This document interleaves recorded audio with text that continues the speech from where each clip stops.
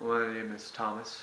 I deployed with the Marine Corps to Upper Helmand in November of 2008. For me, as an infantry Marine, it was a privilege to be invited out by one of my senior enlisted bosses to go out to Nalzad, which at that point was our hotspot. If I remember the event correctly, there was 3 individuals that engaged in small arms fire or SAF. 2 out of the 3 were killed, and then there was one that was struck by fire from either M16s or the medium machine gun. I got the call that I would be manning a post in his hospital. I learned the man's name was Abraham.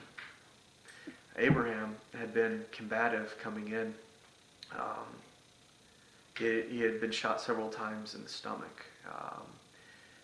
One, if not more, of the bullets had paralyzed him, and much of his intestines had to be removed. He would mutter to himself and occasionally cry out to Allah, and I can hear it.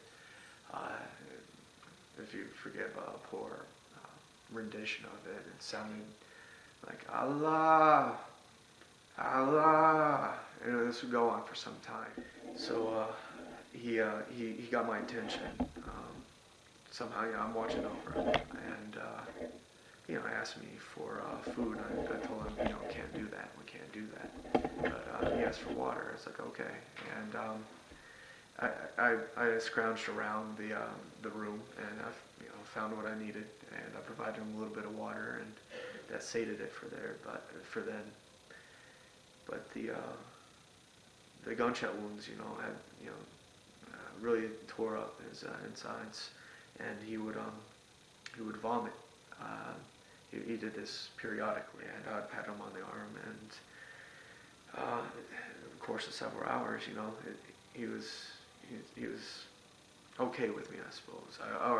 Maybe I would hope that he was okay with me, but I still hadn't seen any evidence that supported his reputation as being violent. I really felt like I was the only person there was giving this guy any attention. 30 hours came up, and one of my subordinates came in and relieved me, and I felt it important in trying to care for this man, that to tell him goodbye, and the paltry amount of Arabic that I would know, and that I assumed he would know, being a Muslim, would to be telling him that God is great.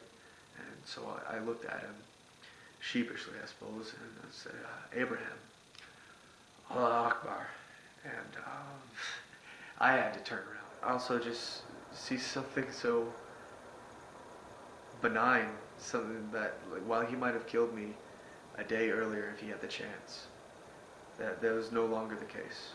And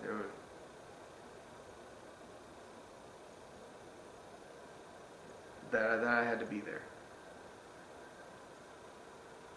I had to care. There wasn't really a choice. Not with how I was raised, and not with what I believe. I was just really happy to have that experience.